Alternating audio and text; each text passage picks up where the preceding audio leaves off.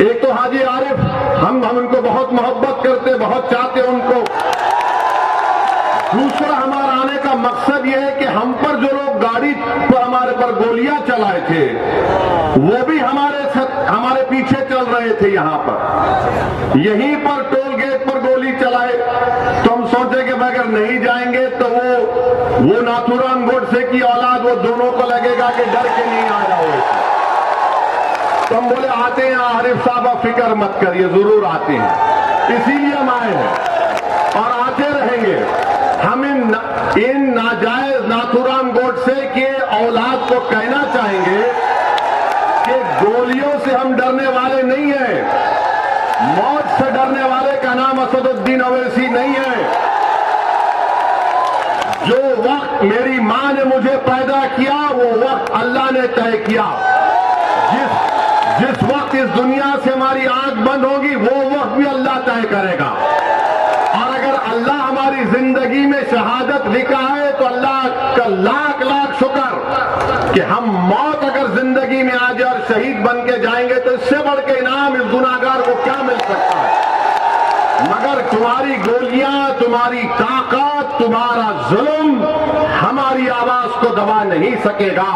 हम जालिम को जालिम बोलेंगे और तुम्हारी गोलियों का जवाब हम सीना तान कर मुकाबला करेंगे, मगर अपने सरों को नहीं झुकाएंगे।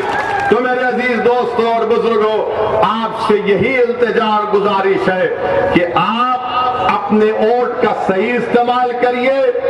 आप खुद अपने दिल पर हाथ रखकर बताइए कि अगर हाजी आरिफ चेयरमैन होगा, हमारी बहन चेयरमैन बनेगी इंशाअल्लाह, तो आप बिला झिझक इनको चेयरमैन के तौर पर नहीं देखेंगे, बल्कि अपने भाई के तौर पर, अपना रहबर के तौर पर, एक मदद करने वाले के तौर पर आप देखेंगे।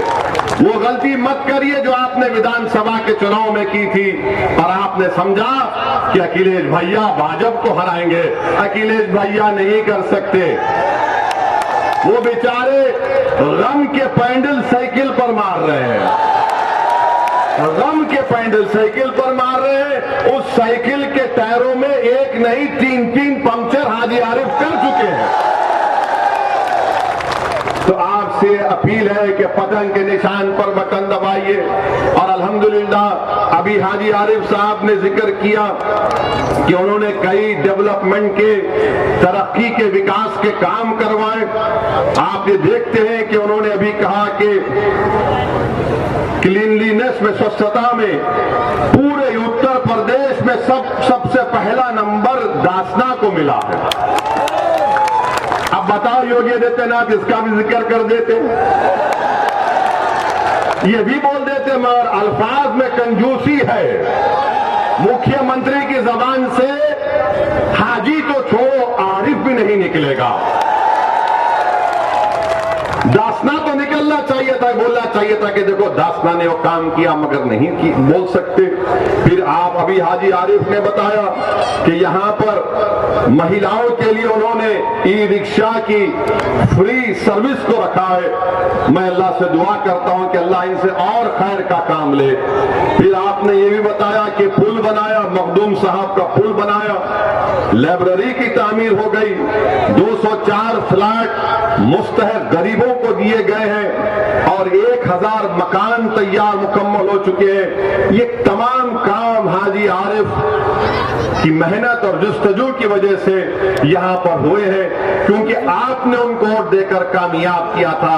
अब आइंदा 5 साल के लिए और भी बहुत से विकास के, डेवलपमेंट के काम करना बाकी है। मेरी आपसे एक दर्दमंदाना अपील है कि आप अपना एक वोट यहां पर मजलिस के उम्मीदवार हमारी बहन को, जिनका इंतखाबी निशान पतंग है, पतंग के निशान पर बटन दबाइए।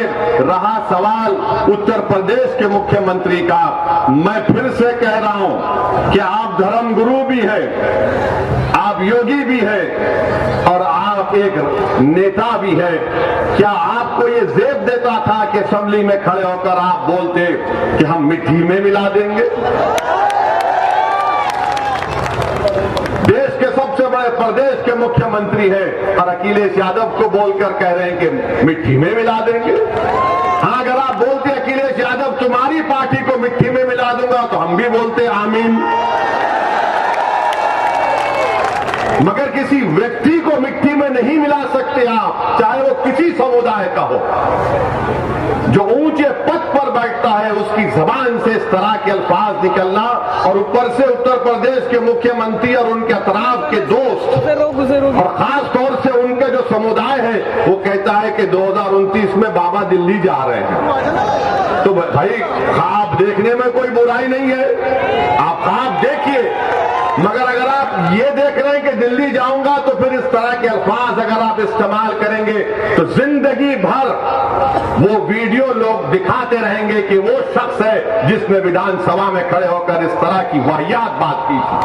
तो मेरे अजीज दोस्तों और बुजुर्गों, जो बड़ा बड़ा नरेंद्र मोदी आजकल बोलते हैं पसमानदा मुसलमान, पसमानदा मुसलमान, हम भारत के प्रधानमंत्री से और उत्तर प्रदेश के मुख्यमंत्री से पूछना चाहते हैं, क्या ये सच नहीं है कि हायर एजुकेशन में सबसे कम अगर कोई है तो मुसलमान है, सबसे कम मुसलमान है।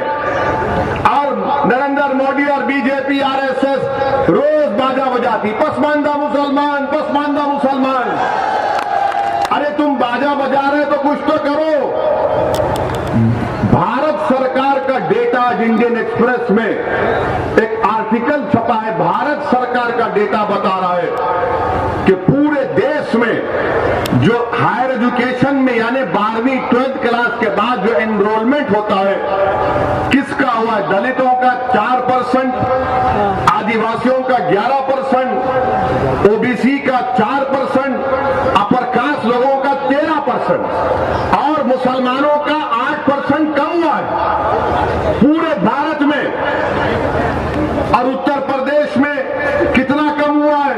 उत्तर प्रदेश में अल्पसंख्यक समाज मुसलमान की आबादी 20% है और कितने मुसलमान समाज के हायर एजुकेशन में पढ़ रहे? 4.5%। पूरे भारत में अगर 1,80,000 मुसलमान का ड्रॉप आउट हुआ है हायर एजुकेशन एनरोलमेंट में, तो उत्तर प्रदेश में 58,365 का ड्रॉप आउट हुआ। क्यों मोदी जी आप झूठ बोलते, पसमानदा मुसलमान को करो? अरे आप ही के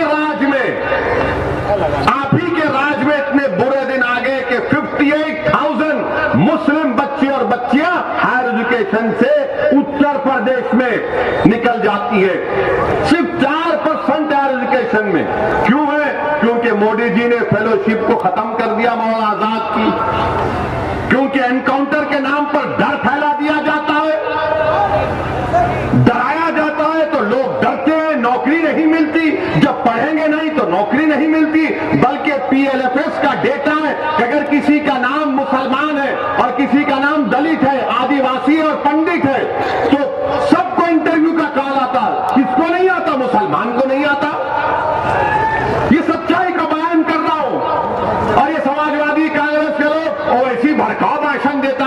अरे मेरा भड़काऊ भाषण नहीं होता है, मैं सच्चाई को बयान कर रहा हूं, डेटा की बुनियाद पर बयान कर रहा हूं। तुम सच्चाई को कबूल नहीं करना चाहते। एक तो भारत के प्रधानमंत्री और उनकी पार्टी बोलती सबका साथ, सबका विकास, सबका विश्वास। कहां का सबका साथ हो रहा है? उत्तर प्रदेश में जहां से प्रधानमंत्री एमपी हैं उस प्रदेश में 58,365 मुसलमान हायर एजुकेशन में ड्रॉप आउट है। क्यों आपने स्कॉलरशिप नहीं देते?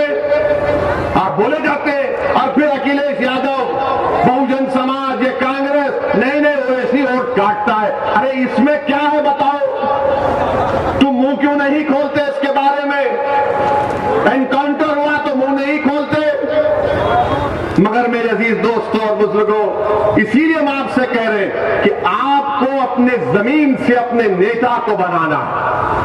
मैं दासना को आया, यूपी को आया और आता रहूंगा। आप जो फैसला लो मैं तो आता रहूंगा।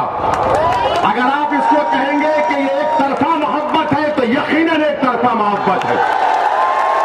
मैं आपसे कुछ नहीं चाहता हूं, मैं सिर्फ ये चाहता हूं कि आप एक सियासी ताकत बनिए। अपनी एक सियासी आवाज को मजबूत बनाइए। याद रखो, आसमानों से कोई उतर कर आने वाला नहीं है, जमीन से आपको अपना नेता बनाना पड़ेगा। मैं अपने आप को नेता बनाने नहीं आया हूं। मैं चाहता हूं कि आपकी आवाज, आपकी वोट की ताकत और अहमियत बने। आप बताओ कि क्या हो रहा है उत्तर प्रदेश में। अब तो महिलाओं को लेडी डॉन मीडिया लिखती है, महिलाओं को दिखाकर मीडिया दिखाता है लेडी डॉन। अब वो दिन दूर नहीं है कि जब एक 12 साल के बच्चे को बताया कि कहा जाएगा ये बच्चा डॉन, महिला डॉन, बच्चा डॉन। अब वो दिन भी दूर नहीं है कि अगर किसी का बच्चा अपनी मां के कोख से पैदा हुआ तो ये रोता हुआ बच्चा बड़ा होकर डॉन बनेगा।